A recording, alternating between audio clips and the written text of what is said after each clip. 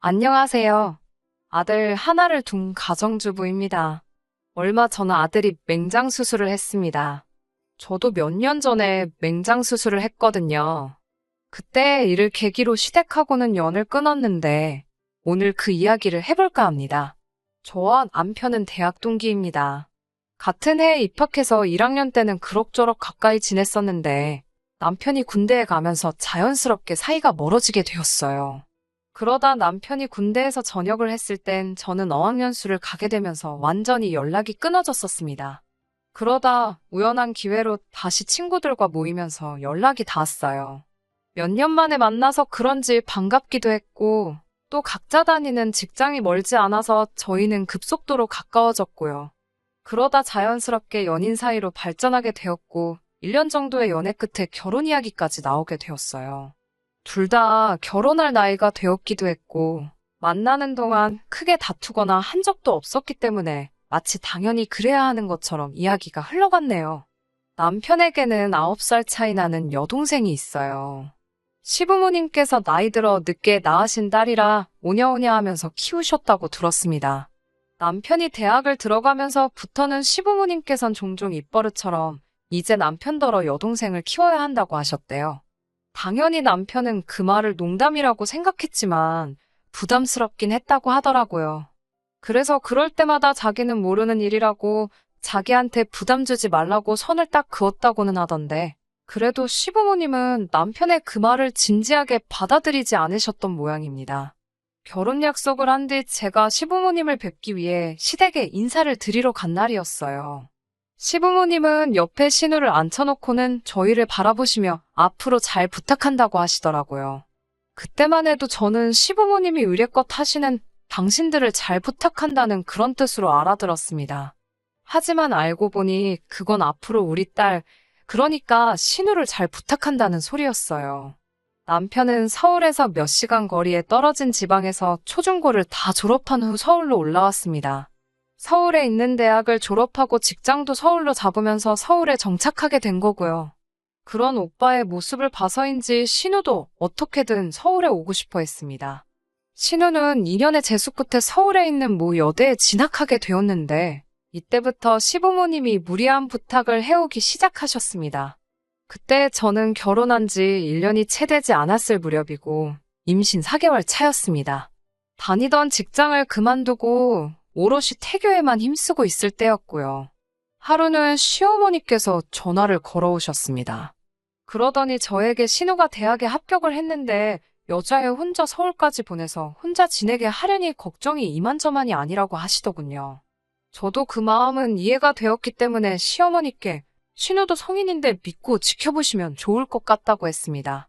그러자 시어머니는 그러지 말고 친동생이다 생각하고 신우 학교 졸업할 때까지만 데리고 있어달라고 하더라고요. 그 말을 듣고 너무 황당해서 제가 그러면 못해도 4년인데 그렇게는 어려울 것 같다고 딱 잘라 거절을 했습니다. 그렇지만 시어머니는 포기하지 않고 남편에게 또 연락을 하셔서는 하나뿐인 여동생인데 걱정도 안 되냐며 화를 내셨던 모양이에요.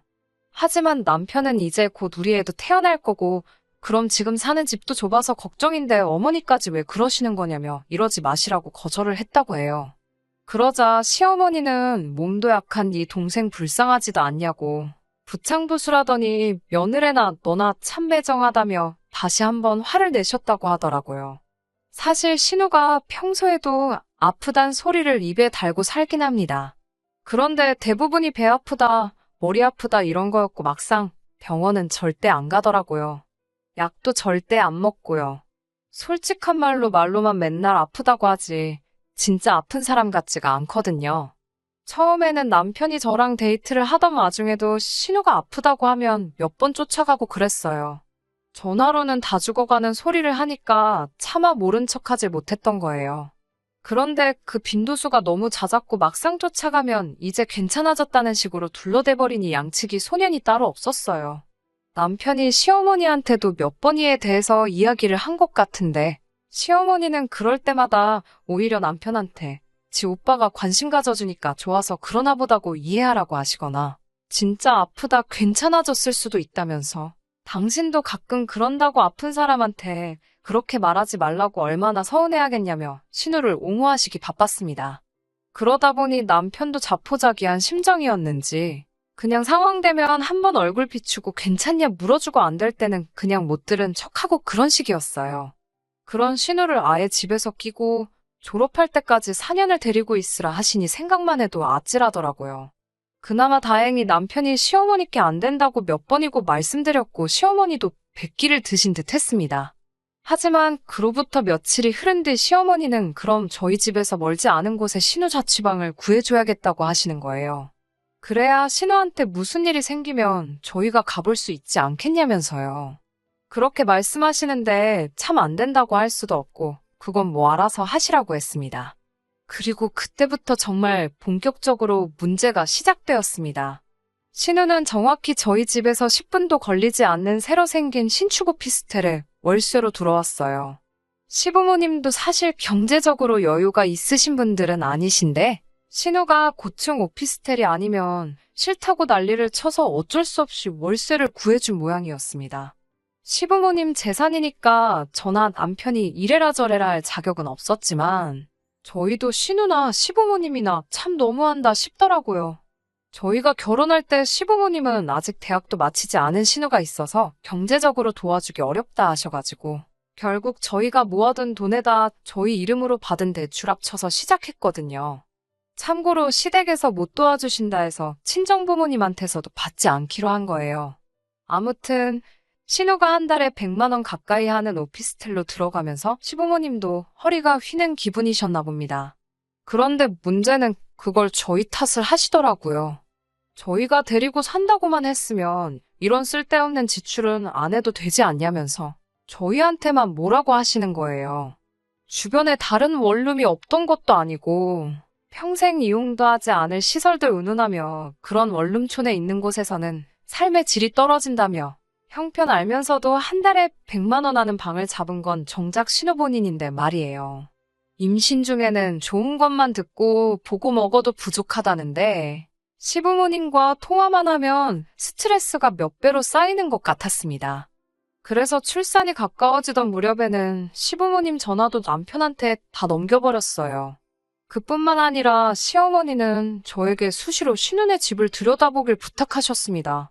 여자 혼자 사는 집에 누가 드나드는 건 아닌지, 뭐 필요한 건 없는지 먼저 살피고 챙겨줬으면 좋겠다 하시더라고요.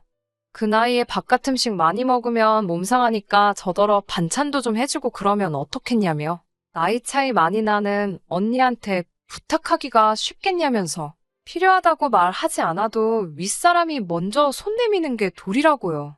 집에만 있는데 뭐가 그렇게 어렵냐며 당신은 장사하실 때 아들 등에 업고 물건도 팔고 재고 정리도 하고 다 하셨다 그러시더라고요.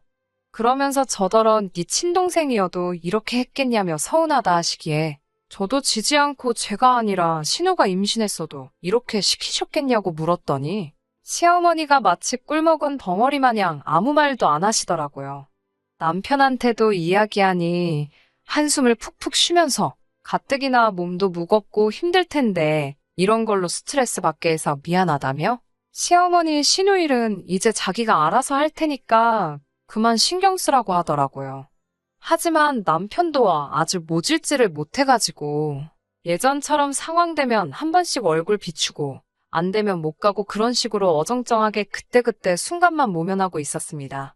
그리고 그럴수록 시부모님과 신우에게 저만 나쁜 사람처럼 보이는 듯 했습니다.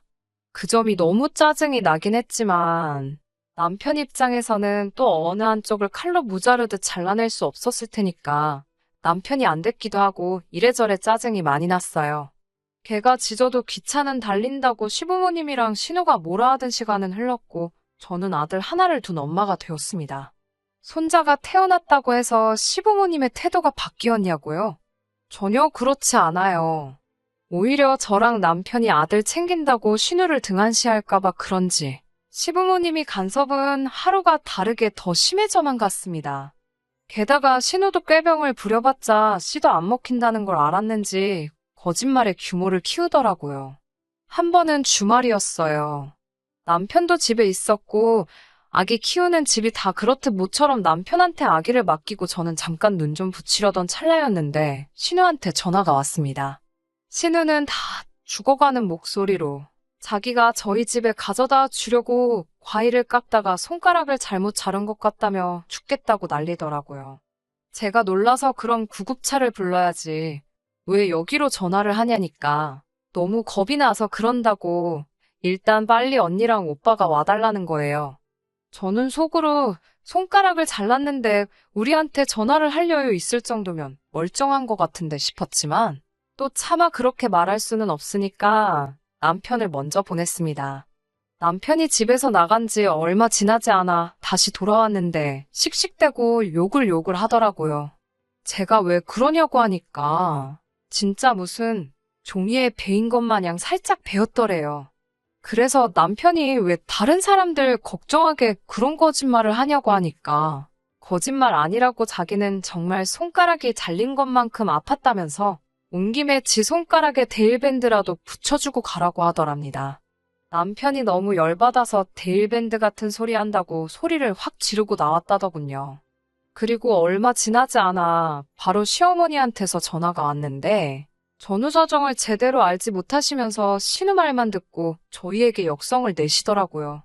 남편도 그럴 거면 엄마가 옆에 끼고 살지 왜 애를 우리 옆에다 데려다 놓고 우리를 못 살게 구냐고 막 악을 쓰더라고요. 그리고 한동안은 시모나 신우에게서 연락이 안 왔습니다. 정말이지 살만 나더라고요. 솔직한 말로 남편에게는 좀 미안했지만 앞으로도 계속 이 정도의 거리감을 유지하고 살면 좋겠다 싶었습니다. 그러다 진짜로 일이 터지고 말았습니다. 그날은 이상하게 제가 속이 안 좋았습니다.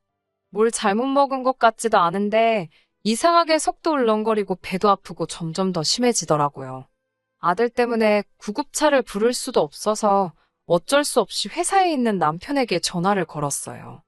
연애하면서 지금까지 제가 남편한테 아프다고 와달라고 한 적이 없었기에 남편도 상황이 보통이 아니라는 걸 알아채곤 얼른 집으로 와줬습니다.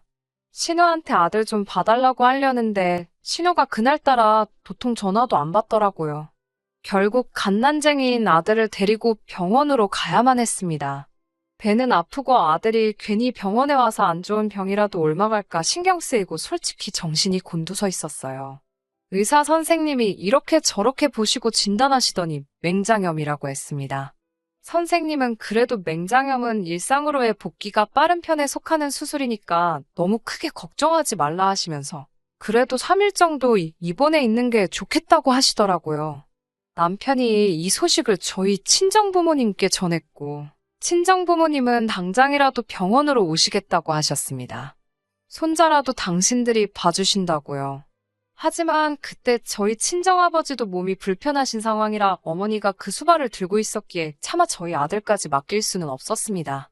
남편도 그런 제 마음을 이해해 주었고 남편은 그럼 자기가 휴가를 내겠다고 하더라고요. 그렇게 저는 바로 수술에 들어갔습니다. 그래도 다행히 충수가 터지기 전이라서 3일 뒤에는 퇴원할 수 있을 거라고 하더라고요. 그런데 수술 다음 날 저녁이었습니다. 신우한테 전화가 걸려와서 받으니 자기가 지금 밖인데 술을 너무 많이 마셨는데 지갑을 잃어버려서 집에 못 가고 있다고 자기를 데리러 오라는 거예요. 어이없는 상황에 한숨이 나오더라고요. 그래서 제가 아가씨 저 지금 맹장 수술해서 병원에 있어요 이러니까 약간 당황하는 듯 하더니 그럼 오빠는요? 하고 묻더라고요. 괜찮냐는 말 한마디 없이 바로 지 오빠 찾는 걸 보고 저도 정이 떨어지더라고요. 오빠는 집에서 지금 애 보고 있어요. 그러니까 신우가 그럼 오빠더러 애 재워놓고 잠깐 나 좀 데리러 오라고 해줘요. 그러는 거예요. 그래서 신우한테 제가 그게 말이 되냐고 어떻게 애기를 혼자 재워놓고 외출을 하냐고 그랬더니 그럼 자기는 어쩌냐고 그러는 거예요. 그래서 제가 그럼 일단 택시 타고 우리 집 앞으로 오라고 그럼 오빠한테 내려가서 택시비 주라고 하겠다고 했습니다. 그러자 신우가 그러다 오빠가 잠이라도 들면 자기는 어떡하냐고 그렇게 하기는 싫다고 징징거리더라고요. 신경 쓰니까 또 몸이 아파오는 것 같아서 남편한테 당신이 해결하라며 신우한테 전화해보라고 했습니다. 남편은 그냥 무시해버리라고 하더군요. 무슨 한두 살 먹은 어린애도 아니고 신우도 이런 일을 겪어봐야 정신 차린다면서요. 남편까지 그렇게 나오니 제가 나설 이유가 없었어요. 그리고 며칠 뒤 시부모님한테 전화가 왔는데 어찌나 목청이 좋으신지 저 귀떨어지는 줄 알았습니다. 시어머니는 어떻게 다 큰 여자애를 그렇게 내버려 둘 수 있냐면서 무슨 일이라도 생겼으면 네가 책임질 거냐고 악을 쓰셨습니다. 그러면서 네 딸이어도 그랬겠냐는 거예요.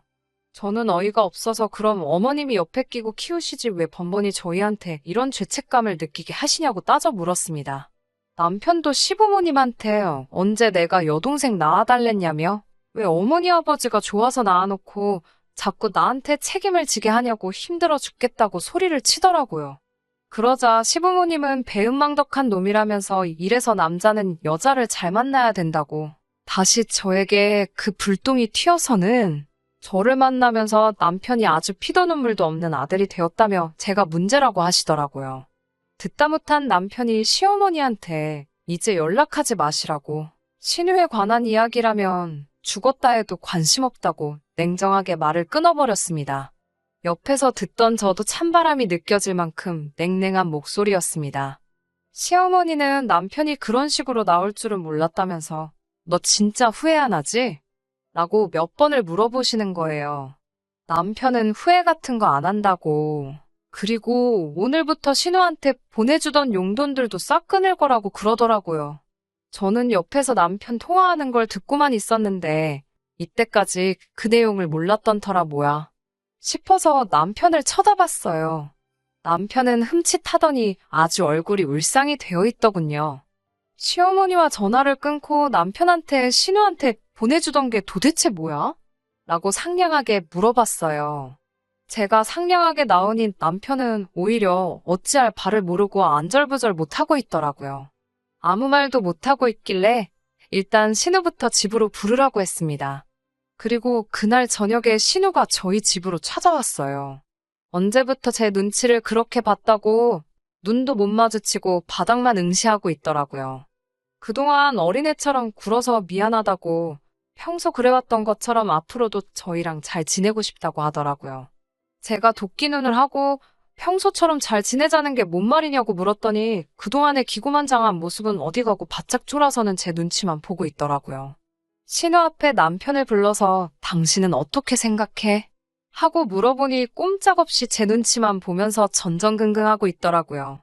오죽하면 매번 그렇게 막무가내였던 신우도 제 눈치를 보는 게 남편의 그 한마디 말실수가 그동안 자기가 누려왔던 걸 전부 포기하게 될지도 모른다는 생각을 받았나 봅니다. 그러니 제 눈치 살살 보며 제 기분 맞추려고 저러고 있겠죠. 하지만 그런 모습에 신우를 보는 게 속이 꼬시다기보다도 이 모든 스트레스의 원흉이 남편 때문이었다는 게 믿기지가 않았습니다. 앞에서는 아무리 싫다 싫다 말로는 그래도 뒤로는 신우에게 생활비며 보태주고 잘 돌봐달라는 시모의 말까지 잘 지키고 있던 거였잖아요. 아무리 시모 앞에 강하게 나오면 뭐하나요? 말로는 안 한다 안 한다 해도 결국엔 신우나 시모는 원하는 거 다 얻어내고 있었는데 말이죠. 그동안의 행동들은 다 제 앞에 보여주기 식이었던 거예요.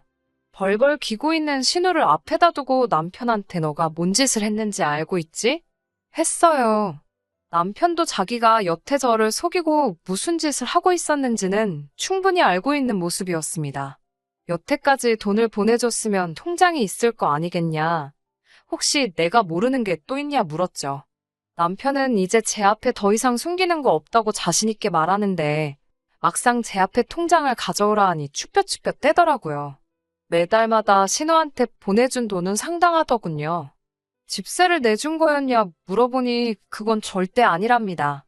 그래도 거의 집세에 준하는 돈을 보내줬으니 사실 전부 내준 거나 다를 바 없는 거였어요. 남편한테는 여태 신우한테 보낸 돈 시모한테 받아내라 했어요. 그 돈 돌려받기 전까지는 시댁에 발도 붙이지 않을 거라고 했고요. 그렇게 자기 가족들에게 좋은 아들, 좋은 오빠이고 싶으면 그냥 평생 가족들 품에서 가족들 끼고 살라고 했어요. 남편은 알겠다고 고개를 끄덕이더라고요. 신우는 안절부절 못하고 좌불안성 눈알만 대굴대굴 굴리고 있다가 분위기를 보아하니 더 이상 지 오빠한테 돈 타 쓰는 길이 막힐 것 같으니 제 다리를 붙잡고 늘어질 기회로 저한테 울며불며 빌더군요. 잘못했다고 정말 두 번 다시 새언니 귀찮게 하지 않겠다면서 자기는 오빠가 주는 그 돈이 없으면 살아가기 힘들다고 여태 받던 거에 반이라도 좋으니까 그거라도 받을 수 있게 해달라고 하더라고요. 그러면 두 번 다시 저희한테 별것도 아닌 걸로 전화해서 귀찮게 하거나 하지 않겠다고요. 어린 신우가 저러고 있으니 조금 안쓰럽기는 하지만 이 상황에서 결국 그 돈을 달라고 한다는 건 좀 어이가 없었습니다. 신우한테는 미안하게 됐지만 그 돈은 이제 없는 거나 마찬가지라고 설명해 줬어요. 내가 너라면 당장 너네 오빠가 가족들을 못 만나게 될지도 모르는데 여태 주던 거에 반만이라도 달라고 빌기보다는 자기가 아르바이트를 해서라도 갚을 테니 오빠를 용서해달라고 하는 게 맞지 않을까? 라고 참교육을 해줬어요.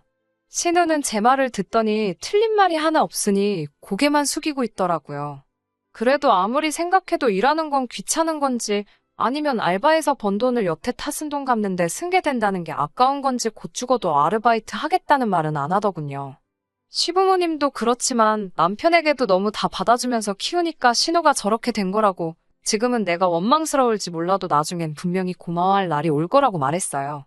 남편이 겉으로는 맞다고 맞장구를 쳐주지만 속으로 저를 어떻게 생각할지는 모르겠네요. 아무튼 그렇게 신우는 지내던 오피스텔 계약이 끝나자마자 가격이 괜찮은 원룸 찾아 이사를 떠났고 그 후에 아르바이트도 곧바로 시작했다고 합니다. 남편에게 갚으려고 하는 일은 아니지만 그래도 스스로 제 앞가림 하게 된 건 참 다행이라고 생각해요. 약속한 대로 시댁에는 딱 한 번 어버이날에만 찾아뵙고 있습니다. 시부모님께서 남편이 여태 신우에게 줬던 돈을 대신 갚아주지는 않을 거예요. 시어머니와 엮일 일 없어서 편하기는 하지만 한편으로는 남편한테서 가족을 빼앗은 것 같아 미안할 때도 있어요. 하지만 남편도 저를 이해해 줄 거라 생각합니다. 이렇게 해야 신우도 더 이상 응석바지로 남아있지 않을 테고 신우가 철이 들면 남편과 시댁이 끝내 제자리로 돌아올 거라 믿습니다. 끝까지 들어주셔서 감사합니다. 오늘의 사연은 여기까지입니다. 구독과 좋아요, 알람 설정 부탁드리고 더 좋은 사연으로 다시 찾아뵙겠습니다. 감사합니다.